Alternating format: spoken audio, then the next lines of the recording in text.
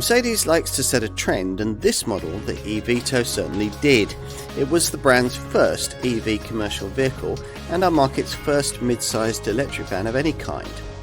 Competitors quickly caught up though, so the 2023 model year upgrade that brought us the improved, bigger battery eVito model we're going to try here was much needed.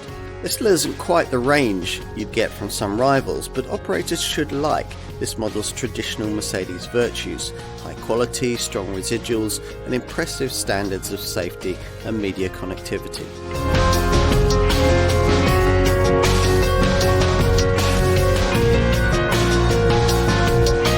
What might a fully electric Mercedes van be like, we wondered, as we entered this century's third decade. The 2020 announcement that the third generation version of the brand's mid-sized Vito model would also feature a full EV variant prompted great expectations, bolstered by the introduction at much the same time of a people-carrying MPV version of the same design, badged the EQV and featuring a 100 kilowatt-hour battery and a 213-mile driving range. As it turned out, the earliest eVito model was some way off that kind of capability, offering a battery only 41 kilowatt-hours in size and a subsequently modest driving range of just 92 miles between charging sessions.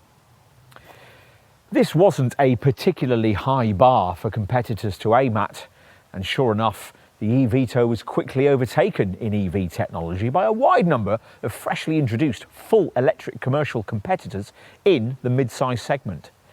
The next generation electric Vito van will properly address this competition, but Mercedes couldn't wait for it given the rapidly developing market. So, for the 2023 model year, the eVito was given a much larger 66 kilowatt-hour battery, which nearly doubled its operating range to 162 miles, which is the model we'll be testing here.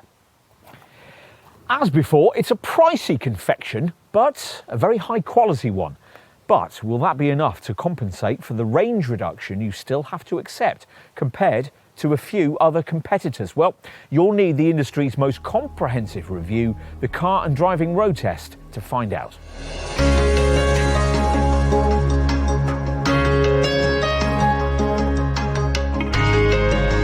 It all feels quite old school when you get into the cab, then fire things up silently with a traditional key and view a set of defiantly analog gauges through the three-spoke steering wheel. As with other Vitos, the auto gear stick works via a steering column mounted lever that's positioned where every other maker puts the windscreen wiper stalk. And unfortunately, the usual clunky foot-operated handbrake is also carried over from the diesel model. But what's an eVito like to drive? On the move, you'd expect it to be uber refined, and of course it is. Acceleration is quite eager, thanks to a 116 horsepower electric motor with up to 360 newton meters of torque. But you might also expect this Mercedes to go further on a single charge than it actually does. The 66 kilowatt hour battery manages up to 162 miles. So that's a big 70-mile improvement on the earlier 41 kilowatt-hour version of this model. It's still some way off the top-class standard.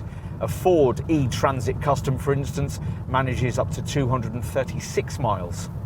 The latest Mercedes e-Sprinter, the next larger model up in the Stuttgart brand's range, can achieve a very similar figure to that Ford, so we can expect the next generation Vito to be much closer in range to its competitors. It could already be if the brand had chosen to offer the larger 100 kilowatt-hour battery fitted to the EQV people-carrying version of this model. Those who take the plunge into eVito ownership will quickly need to assume mastery over the various provided drive settings if they're to maximise the range possible. There are 3 eVito drive programs accessed via this little dynamic badged button on the centre stack. E for economy, which is the default setting, plus C for comfort if you want a little more exhilarating punch. That's probably unlikely, the top speed's limited to 75 miles an hour anyway, so you might prefer to extend range capability, for which you'll need the final setting E Plus or Economy Plus. At the same time, you'll be using the provided steering wheel paddles to cycle through 4 brake regeneration levels, which are badged D-, D, D+, and D++. With D-, the default setting, you get so much braking resistance when you come off the throttle, 1.5 meters per second, that you hardly ever have to use your other foot. At the other extreme, in D++, the eVito will coast with virtually no off-throttle resistance at all.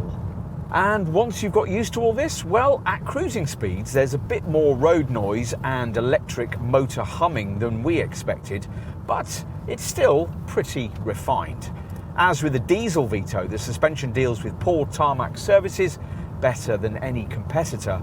And around the bends, this eVito actually handles slightly better than the fueled version, thanks to the way that the batteries under the floor lower the vehicle's centre of gravity.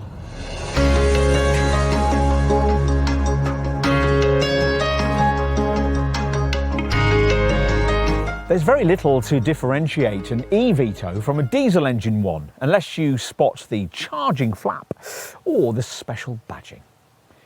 You'll find some of that here at the side, where there's an electric moniker on each of the front wings. The pivoting panel in the bottom right part of the offside cab door that on diesel Vito models conceals the fuel filler has been blanked off. 17-inch wheels come fitted to all eVitos, but you only get these smart silver and black alloy rims with this top premium spec.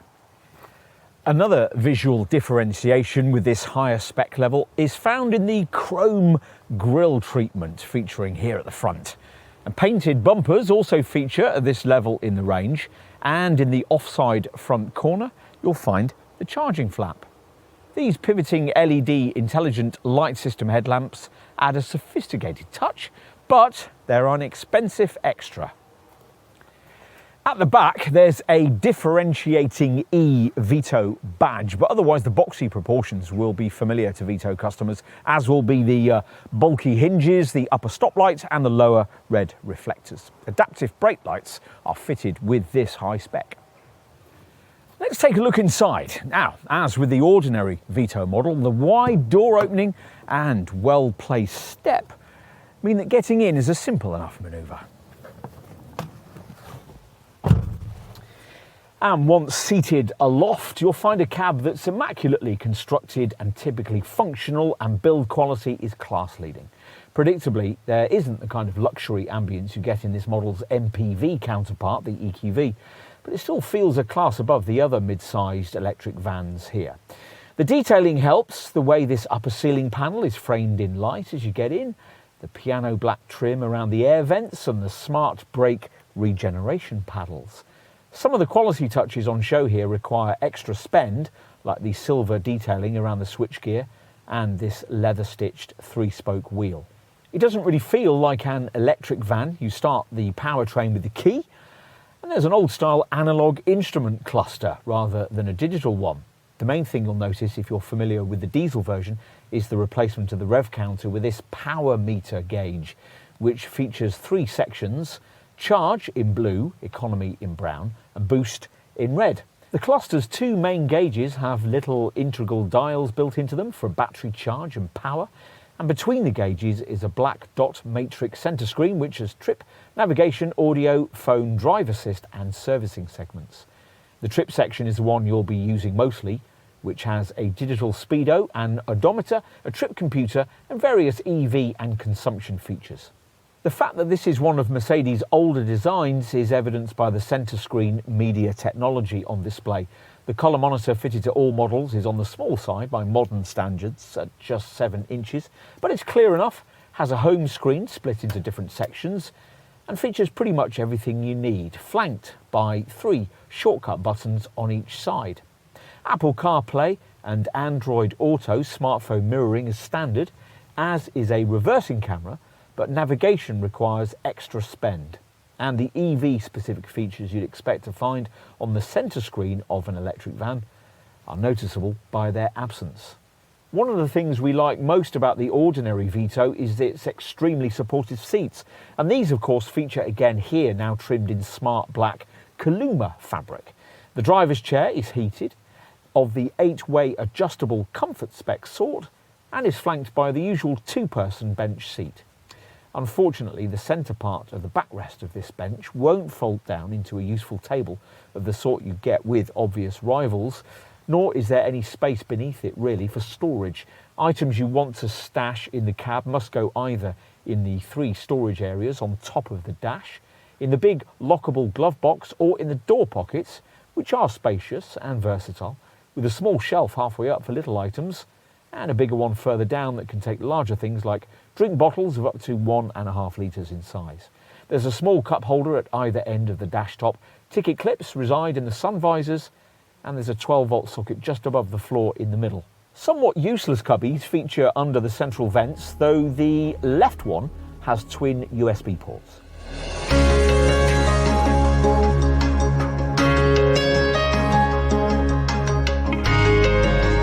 The eVito is offered only with this model line's 2 longer body lengths, L2 and L3, and offers a choice of 2 trim levels, progressive or, as in this case, premium. At the time of this test in summer 2023, prices were starting from around £48,000, excluding VAT, and the available £5,000 OZEV government grant contribution. That's for this L2 body length. You'll need just under £600 more to upgrade to the longer L3 model. It'll cost you just over £3,500 more to get this plusher premium trim level. You may not feel the need to. Even the base progressive version is reasonably well equipped. Standard equipment includes Temp-Matic air conditioning, an 8-way adjustable heated comfort spec driver's seat, heated powered mirrors, heat insulating glass, and a Speedtronic variable speed limiter with cruise control. Infotainment is taken care of by a 7-inch Audio 30 central infotainment screen, complete with a DAB tuner, Bluetooth and Apple CarPlay and Android Auto smartphone mirroring, plus a useful feature that direct rivals will make you pay more for, a rear view camera. As usual in this class, a 3-person front bench comes as standard, but you can replace that layout with 2 individual seats if you really want to. For the load bay, there's twin sliding side doors, a tough TPO plastic non-slip floor, and a proper full-size spare wheel to go with the 17-inch steel rims. Upgrading to this premium spec model gets you 17-inch light alloy wheels, painted bumpers, metallic paint, a chrome grille, adaptive brake lights, front and rear parking sensors, power folding mirrors, and front fog lights. Inside, with premium spec, you get a leather steering wheel and 4-way lumbar support for the driver's seat. Whatever eVito you choose, you'll find a decent portfolio of safety features. Unlike some rivals, Mercedes doesn't make you pay extra for a passenger airbag. And there's an active brake assist autonomous braking system with pedestrian detection. Attention assist and auto dipping headlight assistant, tyre pressure monitoring, an ESP stability system, hill start assist and an adaptive speed limitation function also make the team sheet, as does an emergency call system which alerts the rescue services to your location in the event of an accident. This test eVito has been fitted with the optional driving assistance package, which for £1,640 more, excluding VAT, should take the strain out of longer driving distances. It adds active distance assist Distronic, which maintains your distance to the vehicle ahead, lane keeping assist with a rain sensor, and blind spot assist with rear cross traffic alert. You can also add window airbags for driver and co-driver, and the brand's pre-safe anticipatory occupant protection system, which detects an inevitable impact and prepares the cab to better withstand it. On the subject of options, we also have here the brand's pricey LED intelligent light system headlights, which pivot to better illuminate your way around corners. Other key options include navigation, ambient lighting, and man-made leather upholstery.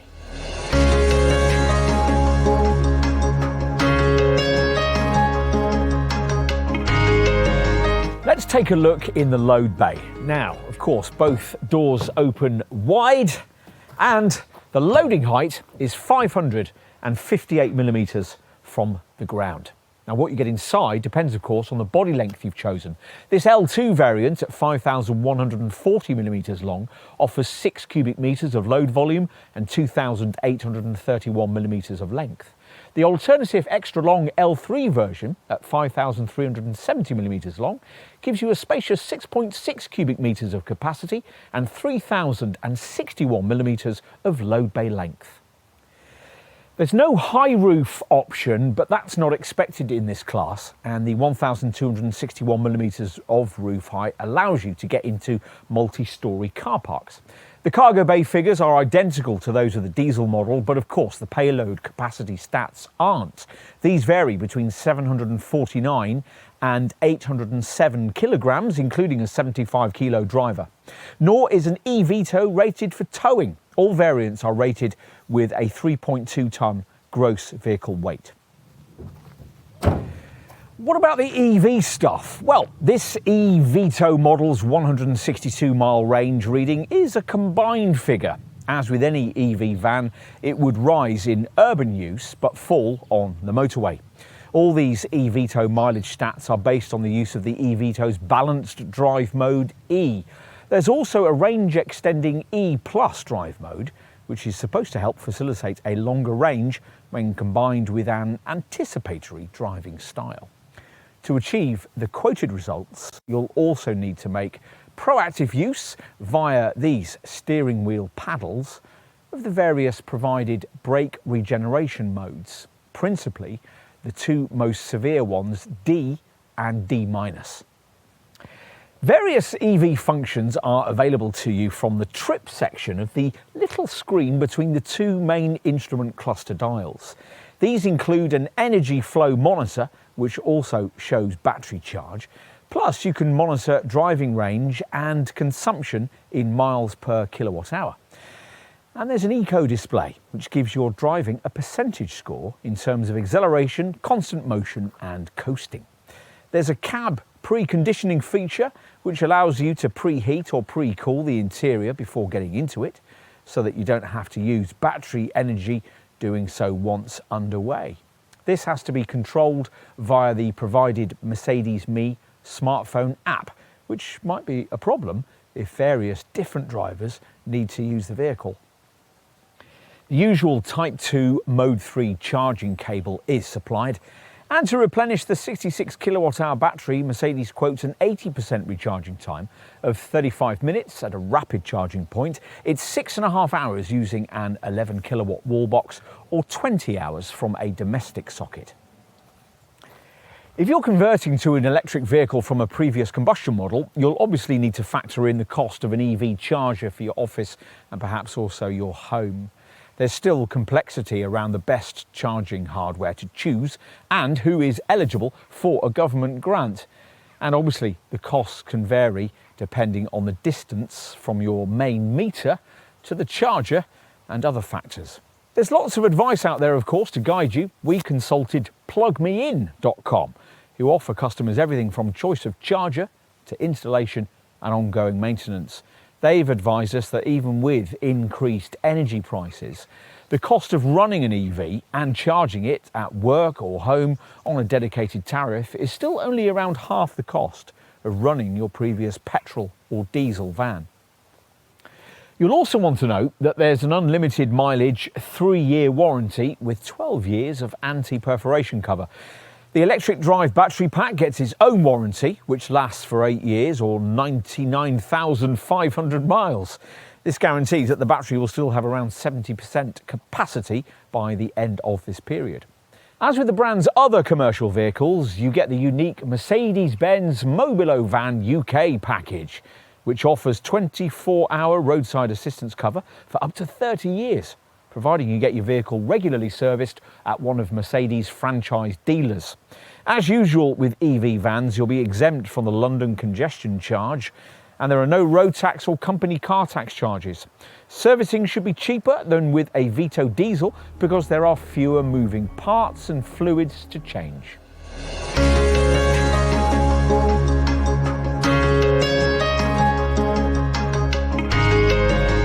In many ways, we like the eVito. It's well made, the media and safety systems are impressive, and the carriage capacities remain pretty unaffected by the battery installation.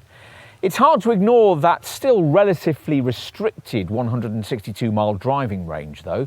If all your business does is low mileage urban deliveries, that may not matter, which is certainly what Mercedes is gambling on with this variant. Given that the brand already has the battery technology to do much better though, you can expect to see things change quite quickly. And if we were choosing, we'd probably hold off until that happens. Those who do take the plunge though, may find lots here to like.